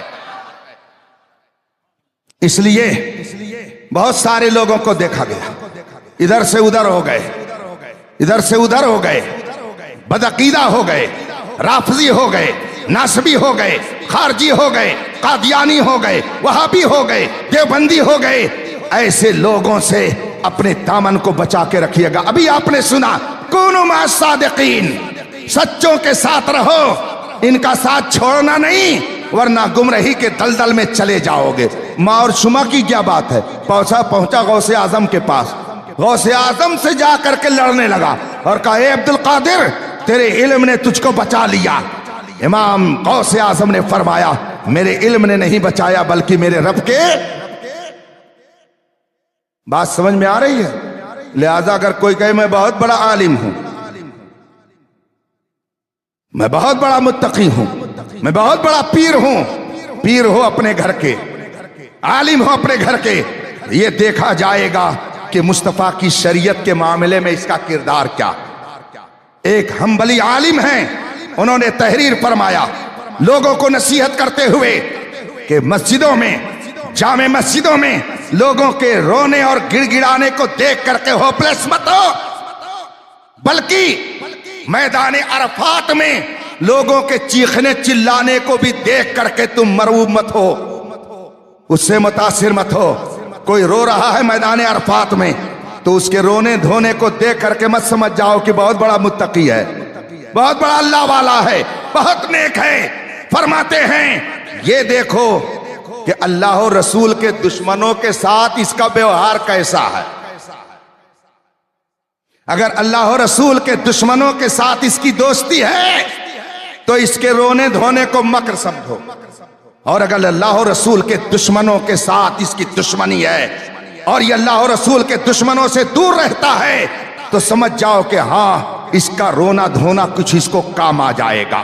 ہم جب اس معیار پر دیکھتے ہیں تو آج کل کے نام نہاد صوفی تو بالکل کچے نظر آتے ہیں، ہاں اگر دیکھتے ہیں تو تاج شریعہ اس پر پکے نظر آتے ہیں، اس لیے کہ جہاں گئے آپ نے اس کا لحاظ نہیں کیا۔ یہ کیا کہتا ہے؟ آپ جہاں گئے آپ نے مصطفیٰ کی شریعت کے پیغام کو عام فرمایا ہے، اور یہ تو وراثت میں ملا ہوا تھا۔ الحمدللہ اعلی حضرت کا واقعہ آپ نے سنا کہ نہیں سنا؟ ایک موقع پر ہندوستان کے ایک عالم نے ایک مسئلہ بیان کر دیا، فتویٰ دے دیا کہ گائے کی قربانی جائز۔ وہ فتویٰ نہیں سنا آپ؟ لکھنؤ کے ایک عالم اعلی حضرت کے زمانے میں انہوں نے فتویٰ دے دیا کہ گائے کی قربانی ناجائز، اس لیے کہ حکومت منع کرتی ہے۔ یہ فتویٰ اعلی حضرت کے سامنے پہنچا، اعلی حضرت نے فرمایا کہ مطلقاً اس طرح سے فتویٰ دینا صحیح نہیں ہے۔ ہاں یہ تو آپ کہہ سکتے ہیں کہ اگر گورنمنٹ کی طرف سے ممانعت ہو تو آدمی بچے، لیکن مطلقاً یہ کہہ دینا کہ گائے کی قربانی ناجائز و حرام ہے، یہ شریعت کی مخالفت ہے، اس لیے کہ جس چیز کو ہماری شریعت نے جائز کر دیا ہم اپنی طرف سے اسے حرام نہیں کہہ سکتے۔ اعلی حضرت نے پوری ایک کتاب لکھی، انفس الفکر فی قربان البقر، ایک ضخیم کتاب اعلی حضرت نے لکھی، اور اس کتاب میں آپ نے ثابت کیا کہ اگر گورنمنٹ کی طرف سے یہ فتنہ اور فساد برپا کیا جائے اور کہا جائے کہ اگر تم گائے کی قربانی کرو گے تو تمہارے ساتھ یہ کیا جائے گا، تو لوگوں کے لیے لازم ہے کہ وہ گائے کی قربانی نہ کرے، لیکن مطلقاً یہ کہنا کہ گائے کی قربانی ناجائز و حرام ہے یہ شریعت میں مداخلت ہے، اس طرح سے فتویٰ دینا صحیح نہیں ہے۔ اعلی حضرت نے پوری کتاب لکھی، جب یہ کتاب پھیلی دشمنوں کو پتا چلا کہ مولانا احمد رضا نے ایسا فتویٰ دیا ہے، ان لوگوں سے اس کا جواب نہ بن سکا، البتہ بغض، حسد، عداوت، نفرت میں آ کر کے انہوں نے اعلی حضرت کو شہید کرنے کا پلان بنا لیا۔ چنانچہ دو نوجوانوں کو تیار کیا کہ اگر موقع ملے تو تم بریلی جا کر کے مولانا احمد رضا کا سر قلم کر دو۔ دو نوجوان اس کے لیے پلان کے تحت تیار کیے گئے۔ اعلی حضرت ہر نماز کے وقت مسجد تشریف لے جاتے، ہر نماز کے لیے مسجد میں جماعت کے ساتھ نماز کا اہتمام فرماتے تھے۔ اعلی حضرت مسجد جا رہے تھے، پیچھے سے دو نوجوان آگے بڑھے اور چند ہی قدم بڑھے تھے کہ انہوں نے چیخ ماری اور بہت زور سے آواز نکلی اور دونوں بے ہوش ہو کر کے گر گئے۔ اعلی حضرت نے پیچھے مڑ کر کے دیکھا مگر نماز کا وقت ہو رہا تھا۔ اعلی حضرت مسجد چلے گئے، نماز پڑھنے کے بعد جب واپس آئے دیکھا چند لوگ وہاں کھڑے ہیں، دو آدمی بے ہوشی کی حالت میں ہیں۔ اعلی حضرت کھڑے ہو گئے، فرمایا کیا ہوا؟ اب ان لوگوں سے آپ نے جب پوچھا ماجرا کیا ہے، کہا یہ دونوں نوجوان بے ہوش پڑے ہیں۔ تھوڑی دیر کے بعد ان کو ہوش آیا اور جو ہی ان نوجوانوں نے اعلی حضرت کو دیکھا کہا حضرت معاف کر دیجئے، مولانا معاف کر دیجئے، مولانا ہم سے غلطی ہوئی۔ اعلی حضرت فرماتے ہیں تو نے تو مجھ کو کچھ کہا ہی نہیں، تم نے مجھے تو کوئی گالی نہیں دی، تم نے مجھے تو کوئی تکلیف نہیں پہنچائی، آخر مجھ سے کیوں معافی مانگ رہے ہو؟ ان دونوں نوجوانوں نے ہاتھ جوڑ کر کے کہا حضرت پہلے معاف کر دیجئے، صاحب ہمیں معاف کیجئے، پھر ہم اصل واقعہ بتائیں گے۔ اعلی حضرت فرماتے ہیں چلو میں نے معاف کیا، بات کیا ہے وہ تو بتاؤ۔ اب ان دونوں نے کہا آپ نے کوئی مسئلہ بتا دیا تھا، ہم کو پلان کے تحت آپ کے قتل کے لیے تیار کیا گیا، ہم بری نیت لے کر کے اس محلے میں کئی روز سے گھوم رہے تھے، موقع ملے تو آپ کا کام تمام کر دیں۔ آج ہم نے سوچا کہ آپ جب نماز پڑھنے کے لیے جا رہے ہو ہم پیچھے سے آپ پر حملہ کر دیں، لیکن جو ہی ہم نے حملہ کرنے کے لیے قدم آگے بڑھایا ہم نے دیکھا دو شیر آپ کے دائیں بائیں سے ہماری طرف حملہ کرنے کے لیے وہ دوڑ رہے ہیں، اور جب ہم نے ان دونوں شیروں کے پنجے کو کھلا ہوا دیکھا اور ان کی دہاڑ ہم نے سنی تو فوراً بے ہوش ہو کر کے ہم زمین پر گر گئے۔ اعلی حضرت نے یہ نہیں فرمایا یہ میری کرامت ہے، اعلی حضرت نے یہ نہیں فرمایا یہ میرا جلال ہے، اعلی حضرت نے یہ نہیں فرمایا یہ میرا کمال ہے، فرماتے ہیں مصطفیٰ کے دین کی حفاظت میں کرتا ہوں، مصطفیٰ میری حفاظت کرتے ہیں۔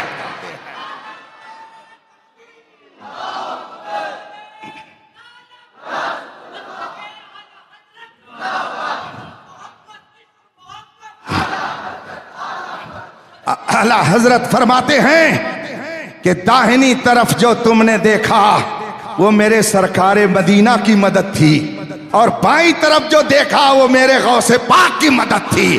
آپ نے دیکھ کر کے ہی فرمایا تھا کیا دبے جس پہ حمایت کا ہو پنجہ تیرا، شیر کو خطرے میں لاتا نہیں کتا تیرا۔ حضور سیدنا امام احمد رضا قدس سرہ کی حفاظت رب قدیر نے مصطفیٰ جان رحمت کے ذریعہ بھی فرمائی اور بڑے پیر صاحب کے ذریعہ بھی فرمائی ہے۔ اسی لیے کہا میری قسمت کی قسم کھائیں سگانے بغداد ہند میں رہ کے بھی دیتا رہوں پہرا تیرا۔ کسی ظالم نے کہہ دیا مولانا احمد رضا کے ماننے والے یہ سنی یہ تو شیخ عبد القادر جیلانی کو کہہ کر کے سید بنا رہے ہیں، وہ سید نہیں تھے، ان لوگوں نے بنا دیا۔ اعلیٰ حضرت جلال میں آئے اور فرمایا تو حسینی حسنی کیوں نہ محی الدین ہو، اے خضر مجمع بحرین ہے دریا تیرا۔ اگر کہیں سے کوئی حضور سیدنا غوث اعظم کی شان میں ذرا بھی گستاخی کرتا، امام احمد رضا کا قلم چل کر کے اعلان کرتا سن کلکے رضا ہے خنجر خونخوار برق بار، آدھا سے کہہ دو خیر منائے نہ شر کرے۔ سیدنا غوث اعظم رضی اللہ تعالیٰ عنہ کی بارگاہ سے فیوز و برکات کے وہ چشمے جاری ہوئے، وہ چشمے جاری ہوئے۔ الحمدللہ سبحان اللہ کہ پورے ہندوستان میں آج قادریت کی جو بہار پائی جاتی ہے، میں یہ نہیں کہتا کہ اور پیران طریقت کے مرید قادری نہیں، لیکن انصاف کی بات یہ ہے پورے ہندوستان میں قادری غلام بنانے کی سب سے بڑی مشین کا اس دور میں نام تاج الشریعہ۔ قادری میخانے سے شراب معرفت پلانے والی ذات کا نام تاج الشریعہ۔ دنیا کے میخانے میں لوگ شراب پی کر کے بزدمست ہوتے ہیں، مگر دنیا کے میخانے میں پی کر لوگ بہکتے ہیں، ہوش میں لوگ جہاں رہتے ہیں تاج الشریعہ کا وہ میخانہ ہے۔ الحمدللہ ثم الحمدللہ یہ قادری میخار جو سیدنا غوث پاک کے فیض و برکات لینے کے لیے یہاں موجود ہیں، آج بھی الحمدللہ ثم الحمدللہ حضور سیدنا غوث پاک کا فیض پوری دنیا میں اس طرح سے بٹ رہا ہے کہ آنکھ والے تیرے جلوے کا تماشا دیکھے دیدہ کور کو کیا آئے نظر۔ حضور سیدنا غوث پاک رضی اللہ تعالیٰ عنہ کے در کی حاضری عزیز گرامی صاحبزادے گرامی وقار سہیل میاں کو اور جتنے جانے والے ہیں سب کو مبارک ہو، مگر یاد رکھیے گا اگر خانہ کعبہ کی زنجیر پکڑ کر کے کوئی 12 گھنٹہ ڈیوٹی کرتا ہے، سرکار دو عالم صلی اللہ علیہ وسلم کے روضہ اطہر پر کھڑے ہو کر کے 6 گھنٹہ کوئی ڈیوٹی کرتا ہے، لیکن عقیدے کی خرابی اگر ہے تو چاہے یہاں 6 گھنٹہ رہے چاہے وہاں 12 گھنٹہ رہے، وہ گھنٹہ ہی ہلانے والا کہلائے گا۔ اس لیے اگر کوئی قادری کہلانے والا صحابہ کی شان میں گستاخی کرتے ہوئے وہاں جائے تو غوث پاک اس کو قبول نہیں کر سکتے۔ اور میں سنتا ہوں تو مجھے حیرت ہوتی ہے کہ آخر حیدرآباد والوں کو ہو کیا گیا۔ ایک صاحب نے مجھ کو آ کر کے ابھی ایک بات سنائی اور کہا جب میدان احد میں سرکار دو عالم تنہا پڑ گئے تو اللہ تعالیٰ نے آیت نازل، اللہ نے نازل فرمایا ناطق اور کہا علی کو پکار۔ خدا نے جب وہی نازل کی تو ظاہر سی بات ہے وہ تو قرآن کی آیت ہو گئی نا، تو قرآن میں کہاں ہے وہ؟ اس کا مطلب یہ ہے کہ وہ ایسا رافضی ہے جس کا عقیدہ ہے کہ اس قرآن میں کچھ نہ کچھ کمی بیشی نہ جانا حضرت زاہد کے تسبیح و مصلی پر بڑے چلتے ہوئے حضرت ہیں، ان کو ہم سمجھتے ہیں۔ یاد رکھیے گا جو کسی صحابی کا گستاخ ہوا وہ اللہ کا ولی ہو ہی نہیں سکتا ہے، یہ میں نہیں کہتا، یہ میرے مصطفیٰ کی حدیث کہتی ہے۔ سارے صحابہ اولیاء کرام، سارے صحابہ، یہ اور بات ہے کہ لفظ ولی جب بولا جاتا ہے تو صحابہ کے بعد کے لوگ مراد ہوتے ہیں، مگر ہر صحابی ولی ہے، ہر صحابی ولی ہے۔ کوئی صحابی درجے ولایت سے نیچے نہیں ہے. اسی لیے قیامت تک غوث قطب ابدال تو ہو سکتے ہیں مگر ایک صحابی کے درجے کو کوئی یاد رکھیے گا. اور میرے آقا فرماتے من عاد علی ولیہ فقد آذنتہ بالحرب، جو میرے کسی ولی سے عداوت رکھے میں اسے اعلانے یاد رکھیے. پتہ نہیں کیسے لوگوں کی عقل بھسٹ ہو جاتی ہے. ہمارے آقا، ہمارے مولا، ہمارے امام حسن مجتبی رضی اللہ تعالیٰ عنہ، خاتون جنت کے لخت جگر، حضرت مولائے کائنات کے نور نظر امام حسن مجتبی رضی اللہ تعالیٰ عنہ تو حضرت امیر معاویہ کو امیر المومنین مانے، ان کو خلیفۃ المسلمین کہیں، اور یہ بے وقوف کہیں وہ ہماری سمجھ میں نہیں آ رہے. ارے بے وقوف تیری سمجھ ہی کتنی ہے، تمہاری سمجھ ہی کتنی ہے. 1400 سال ہو گئے، صحابہ تو کسی کو سمجھ میں نہیں آئے، اس لیے کہ بڑے بڑے دانشور، یورپ کے مستشرقین، بڑے بڑے عقل مند، بڑے بڑے رائٹر، بڑے بڑے پروفیسر جب صحابہ کی زندگی کو پڑھتے ہیں تو کہتے ہیں ہماری سمجھ میں تو آ ہی نہیں رہے ہیں. مدینہ منورہ کی چھوٹی سی مسجد ہے، ٹوٹی چٹائی ہے، فرش بھی صحیح نہیں ہے، چھت بھی صحیح نہیں ہے، اور وہاں بیٹھ کر وہ منصوبہ تیار کرتے ہیں کہ ہم قیصر و کسریٰ کو فتح کر لیں گے، اور ایک دن ایسا آتا ہے کہ قیصر و کسریٰ کو اپنے قدموں میں جھکا دیتے ہیں. یہ کون لوگ ہیں؟ یہ ہماری سمجھ میں نہیں آ رہے. جب ان دانشوروں کو نہ سمجھ میں آ سکے تو تم جیسے بے وقوفوں کو کیسے سمجھ میں آ سکے؟ تم نے ایک موٹر سائیکل تو جانے دو، ایک سائیکل بھی تم نے ہوا میں نہیں چلائی ہوگی، مگر ان کی شان کیا تھی؟ دست تو دست ہے، دریا بھی نہ چھوڑے ہم نے، بحر ظلمات میں دوڑا دیے گھوڑے ہم نے. 40 سال تک سیدنا امیر معاویہ نے پوری سلطنت اسلامیہ کی جس انداز میں ترجمانی کی ہے، تو 1 مہینہ تو اپنے علاقے کی ترجمانی کر نہیں پائے گا. جن کو حسن مجتبی نے اپنا خلیفہ مانا، جن کو حسن مجتبی نے اپنا امیر مانا، ہم حضرت امام حسن مجتبی کے غلام ہیں، ہم ان کے غلام ہیں اور ہم وفادار غلام ہیں. اسی لیے جو آقا کہہ رہا ہے غلام بھی. یہ اور بات ہے کہ کچھ لوگوں کے دل میں امام حسن مجتبی سے بھی نفرت ہے. اگر نفرت نہ ہوتی تو ان کے فیصلے کو مذاق میں نہ لیتے، ان کے فیصلے کا انکار نہ کرتے. ہمارے لیے سب سے بڑی بات یہی ہے کہ ہمارے آقا حسن مجتبی نے جسے تسلیم کر لیا ہم غلام بھی اسے تسلیم کرتے ہیں. اب اگر کوئی کسی صحابی بالخصوص سیدنا امیر معاویہ کی شان میں گستاخی کرتا ہے، وہ سب کچھ ہو سکتا ہے مگر اہل بیت کا وفادار نہیں ہو سکتا ہے. بھلے وہ کہے میں اہل بیت ہوں، اہل بیت کہلانے والے بھی بہت سے غدار ہوئے ہیں. بتائیے حسین احمد ٹانڈوی اپنے آپ کو کیا کہتا تھا؟ نہیں نام سنا کیا آپ نے؟ اللہ اکبر. ٹانڈا یو پی میں ایک قصبہ ہے، اکبر پور ضلع میں ٹانڈا. وہاں ایک دیوبندیوں کا بہت بڑا مولوی تھا. وہ اپنے آپ کو کہتا تھا میں سید ہوں، سید حسین احمد مدنی اپنے آپ کو کہتا تھا. اور اس نے ایک کتاب لکھی، اس کتاب کا نام ہے الشہاب الثاقب علی المشترک الکاذب. اور اس میں اس نے اشرف علی تھانوی، رشید احمد گنگوہی، خلید احمد امبیٹوی، قاسم نانوتوی کی خوب زوردار حمایت کی اور کہا ہمارے علماء نے جو لکھا وہ صحیح لکھا ہے. اب بتائیے وہ اپنے آپ کو سید کہلاتا ہے مگر اشرف علی تھانوی کو ولی مانتا ہے، اپنے آپ کو سید کہلاتا ہے، قاسم نانوتوی کو مسلمان مانتا ہے. بتائیے وہ سید ہے؟ ارے جب مسلمان ہی نہیں ہے تو سید ہو رہا تو دور کی بات ہے. ایک دوسرا نام بھی آپ سنتے ہوں گے، ابو العلا مودودی.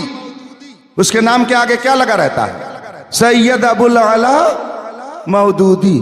ہمارے لکھنؤ میں ایک ندوہ ہے، اس کا جو پہلے ناظم تھا اس کے نام کے ساتھ بھی لگا ہوا رہتا تھا سید ابو الحسن علی अपने आप को अहले बैत तो कहते थे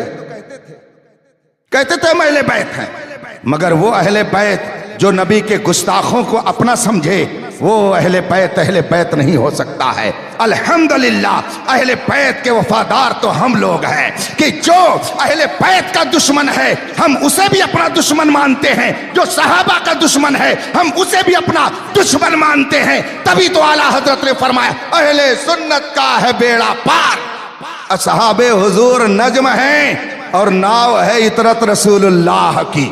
चमकता जो नजर आए वो सब सोना, ये देखा जाएगा कि ये रसूल पाक की शरीयत पर है या। हाँ, हम लोग कुंभा परवरी के कायल नहीं है, याद रखिएगा। ये नहीं कि पीर साहब के बेटे हैं तो जो भी कहे सब सही। इस्लाम ये नहीं कहता कि ये उस्ताद हैं, ये उस्ताद के बेटे हैं तो चाहे हलाल करे चाहे हराम करे, शराब पिए चाहे जुआ खेलें, चाहे ताड़ी पिए चाहे खिंजीर खाएं, सब सही है, पीर साहब के बेटे नहीं। जो सहाबा का दुश्मन, चाहे वो छोटे पीर साहब का बेटा हो चाहे, हमको इससे मतलब नहीं है। कुरान करीम ने फरमाया वत्तबे सबीला मन अनाबा इलैया। कुरान कहता है, अल्लाह का ऐलान है, वत्तबे सबीला मन, उसके रास्ते पर चल जो मेरी तरफ तुमको लेकर के आए, जो मेरी तरफ लेकर के आए उसके रास्ते पर चल, और जो गुमराहों की तरफ लेकर के जाए उसके रास्ते पर। तो हमने अगर किसी को माना है तो इसलिए कि उसने हमारे दिल को नबी की मोहब्बत का मदीना बनाया। हम किसी को मानते हैं तो इसलिए कि हमारे ईमान की हिफाजत करता। हम शहबाज़े दकन को मानते हैं इसलिए कि उन्होंने इस इलाके में अहले सुन्नत की ऐसी बहार ला करके रख दिया कि जिस तरफ चले जाइए मसलक आला हजरत का डंका बजता नजर आता है। हम इसलिए मानते हैं कि इन्होंने हमारे दिल में सहाबा की मोहब्बत पैदा की, इसलिए मानते हैं कि इन्होंने अहले बैत का वक़ार हमारे दिलों में बिठाया। लिहाजा कोई अगर सहाबा की गुस्ताखी करे, अहले बैत की गुस्ताखी करे, उलमाए हक की गुस्ताखी करे, आजकल बहुत सारे ये मौली साहब हैं, वाह भाई वाह, ये मौली साहब है तो इनका कोई मकाम ही नहीं। ये मौली साहब हैं, मौली साहब को जानते हो इनका मकाम क्या है? कल मैदान महशर, उसके बाद में जन्नती जब जन्नत में चले जाएंगे, यहां से लेकर के वहां तक इन मौलवियों की जरूरत आपको पड़ेगी। यहां से लेकर वहां तक मुहताज हैं लोग इन मौलवियों के। जन्नती जब जन्नत में चले जाएंगे, हदीस पाक मेरे आका का इरशाद है, फरमाते हैं कि जब जन्नती जन्नत में चले जाएंगे अल्लाह तबारक व तआला ऐलान फरमाएगा, ऐ जन्नतियों बताओ अब तुम्हें क्या चाहिए। अल्लाह का करम होगा, ऐलान होगा, ऐ जन्नतियों तुम्हें क्या चाहिए। तो जितने जन्नती होंगे सब मारे खुशी के परेशान हो जाएंगे कि अल्लाह से क्या मांगे। ऐलान हो गया तुम्हें क्या चाहिए, तो अब सब एक दूसरे से पूछेंगे क्या मांगा जाए, अल्लाह से क्या कहा जाए, क्या कहा जाए। तो किसी की समझ में आएगा ही नहीं कि क्या मांगा जाए। फर्ज कर लीजिए आपके इस इदारे में आपके स्टेट के मुख्यमंत्री आ जाएं, वजीर आला आ जाएं, कमरे में बैठ करके हालात का जायजा लेने के बाद स्टाफ से कहें बताइए क्या चाहिए आप लोग, तो आदमी सोचेगा ना थोड़ी देर की, इतना बड़ा आदमी कह रहा है तो क्या चीज मांगे। तो एक दूसरे से क्या होना, क्या मांगा जाए, क्या मांगा जाए। ये तो होता है, नफ्सियात है। जन्नती जन्नत में जब जाएंगे अल्लाह की तरफ से ऐलान होगा क्या चाहिए। जन्नती परेशान होंगे क्या मांगे, क्या मांगे। तो जल्दी से सब लोग मशवरा करके आलिम के पास जाएंगे, आलिम से पूछेंगे हुजूर बताइए हम खुदा से क्या मांगे, आप बताइए खुदा से क्या मांगे। तो यहां भी आलिम के मुहताज हो, वहां भी आलिम के मुहताज रहोगे। इसलिए मौलवी कह करके इनकी अजमत को घटाने की कोशिश न करो। ये वही मौलवी हैं कि इन्हीं के दम कदम से ईमान की बहार पाई जाती है। انہی کی برکتوں سے آپ کا ایمان باقی ہے، انہی کی برکتوں سے منبر و محراب سے اذان آ رہی ہے، صدائیں سنائی دے رہی ہیں، انہی کی برکتوں سے آپ کی نماز جنازہ صحیح ڈھنگ سے پڑھی جا رہی ہے۔ یہ جنت میں جب جائیں گے اللہ اعلان فرمائے گا تو ان کی سمجھ میں کچھ نہیں آئے گا، عالم کے پاس جائیں گے، حدیث شریف ہے یہ، اور وہاں جا کر کے کہیں گے حضور بتائیے ہم اللہ سے کیا مانگے، تو عالم دین وہاں ان کو مسئلہ بتائے گا، رہنمائی کرے گا۔ ارے اللہ کی طرف سے اعلان ہے، کیا چاہیے؟ اللہ تعالیٰ سے جا کر کے تم لوگ مانگو، مولا تو نے سب دے دیا، اب جو چاہیے وہ تیرا جلوہ دیکھنا چاہتے ہیں۔ سبحان اللہ، اب ہم تیرا دیدار چاہتے ہیں، تو دیدار الہی کی رہنمائی کرنے والا یہ مولوی ہی ہوگا، جن کو آپ کہہ رہے مولوی صاحب۔ کچھ لوگ بے وقوف اعلیٰ حضرت کو بھی کہتے ہیں صرف مولوی صاحب تھے، ابے تم جیسے لاکھوں مولوی ان کے قدموں میں تھے، نہ جانے کتنے مولویوں کو نگاہ کرم سے انہوں نے عالم بنا دیا۔ معلوم ہے حضرت سیدنا مجدد الفسانی نے کیا فرمایا؟ جو مجدد ہوتا ہے وہ اپنے دور کے ولیوں کا سردار ہوتا ہے۔ حضور مجدد الفسانی نے یہ فرمایا جو ولی ہوتا، جو مجدد ہوتا ہے وہ اپنے دور کے ولیوں کا سردار ہوتا ہے۔ اعلیٰ حضرت باتفاق عرب و عجم مجدد ہیں، اس لیے مجدد الفسانی کے فرمان کے مطابق وہ صرف مولوی نہیں ہے، اپنے زمانے کے ولیوں کے سردار بھی ہیں۔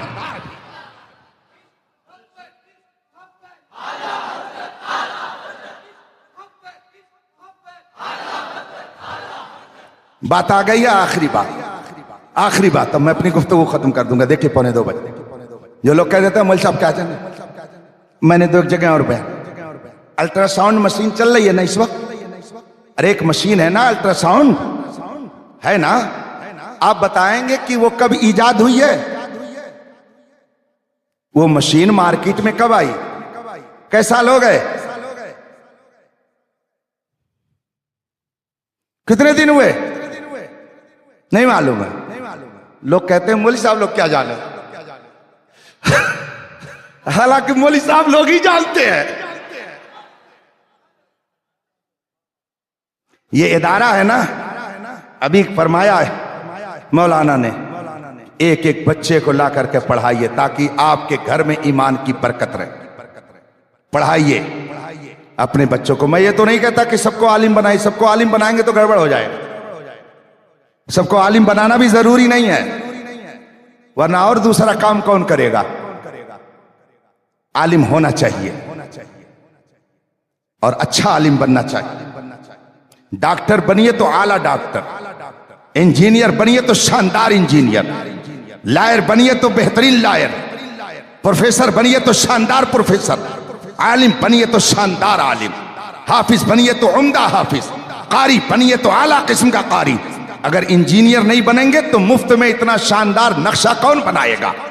اگر ڈاکٹر نہیں بنیں گے تو مفت میں غریبوں کا علاج کون کرے گا؟ اگر لائر نہیں بنیں گے تو غریبوں کو جیل کی سلاخوں سے نکال کر کے باہر کون لائے گا؟ اگر عالم نہیں بنیں گے تو دین کی باتیں کون بتائے گا؟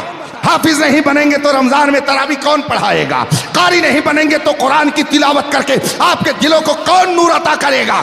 سب بنیے، اسلام نے اس سے منع، مگر اچھے بنیے، شاندار بنیے۔ بتائیے الٹرا ساؤنڈ مشین کب مارکیٹ میں آئی؟ ہاں لوگ کہتے ہیں نا یہ مولوی صاحب یہ ریجیکٹڈ مال ہے، نہیں معلوم ہے؟ چلیے مجھ سے سن لیجئے، یہ اعلیٰ حضرت کے زمانے میں مارکیٹ میں آ گئی، سمجھ گئے؟ تو کم از کم 125 سال پہلے الٹرا ساؤنڈ مشین ایجاد، ٹھیک ہے؟ اچھا یہ بتانا مقصد نہیں ہے، یہ تو جنرل نالج ہے، سب جان جائے۔ جب یہ مشین ایجاد ہوئی تو پٹنہ سے ایک عالم نے، جاہل کی بات نہیں کر رہا ہوں، عالم کی بات کر رہا ہوں، پٹنہ سے ایک عالم نے اعلیٰ حضرت کے پاس سوال بھیجا اور اس نے کہا حضور جلدی جواب دے کر کے ایمان بچائیے، اللہ جلدی جواب دے کر ایمان بچائیے۔ سوال یہ ہے کہ اس وقت ایک مشین یورپ نے ایجاد کر دی ہے اور پادری لوگ چیلنج کر رہے ہیں کہ قرآن کہتا ہے ماں کے پیٹ میں کیا ہے اللہ کے علاوہ کوئی نہیں جانتا، بیٹا ہے یا بیٹی اللہ کے علاوہ کوئی نہیں جانتا۔ یورپ والے کہتے ہیں ہم نے ایک مشین ایجاد کر دی ہے، اس مشین کے ذریعہ ہم بھی جان جا رہے ہیں کہ ماں کے پیٹ میں لڑکا ہے یا لڑکی ہے۔ تو قرآن کہتا ہے ماں کے پیٹ میں کیا ہے اللہ کے علاوہ کوئی نہیں جانتا، اور مشین کہہ رہی ہے ماں کے پیٹ میں بیٹا ہے کہ بیٹی ہم بھی جان رہے ہیں۔ تو ڈاکٹر کہتا ہے قرآن کا یہ فرمان غلط ہے، ہم اس کو نہیں مانتے۔ جلدی اس کا جواب دیجئے ورنہ ہمارا ایمان چلا جائے گا۔ یہ سوال کس نے کیا؟ عالم نے۔ اور کس سے کیا؟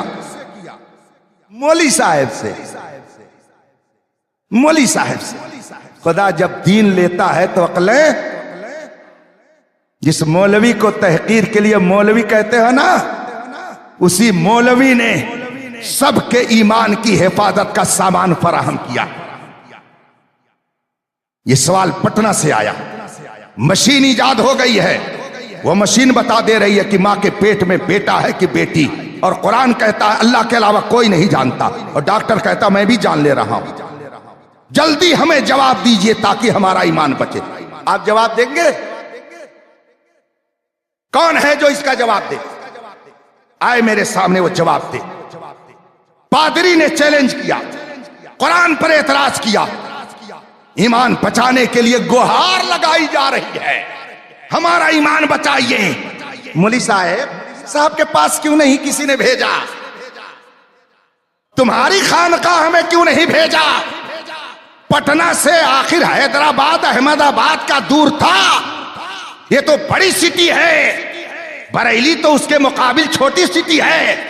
اس مولوی صاحب کے پاس کیوں بھیجا؟ اس مولانا کے پاس کیوں نہیں بھیجا؟ اس پیر صاحب کے پاس کیوں نہیں بھیجا؟ اس لیے کہ وہ بھی یہ جانتے تھے ملک سخن کی شاہی تم کو رضا مسلم، جس سمت آ گئے ہو سکے بٹھا دیے ہیں۔ وہ جانتے تھے ہر مشکل کا حل نہ کوئی پیر خانہ ہے، نہ کوئی پیر ہے، نہ کوئی درسگاہ ہے، اگر ہے تو بریلی کا احمد رضا ہے۔ میں اس کا جواب نہیں دوں گا۔ اور جو لوگ اعلیٰ حضرت کو کہتے وہ مولوی صاحب تھے، ان سے کہیے شرط ہے اعلیٰ حضرت کی کتاب مت پڑھیے گا، اور جواب اس کا دے دیجئے۔ اس کا جواب دے دیجئے تو پھر سمجھ میں بات آ جائے گی کہ یہ پیر صاحب کیسے ہیں اور بریلی کا وہ مولوی صاحب کیسا تھا۔ وہ مولوی ایسا مولوی تھا کہ جس پر رسول پاک کی اتنی موسلا دھار بارش ہوتی تھی، ایسی بارش ہوتی تھی کہ جو لکھتے تھے مصطفیٰ کی نگاہ کرم سے گزرتا چلا جاتا تھا۔ وآخر دعوانا ان الحمدللہ رب العالمین۔ السلام علیکم۔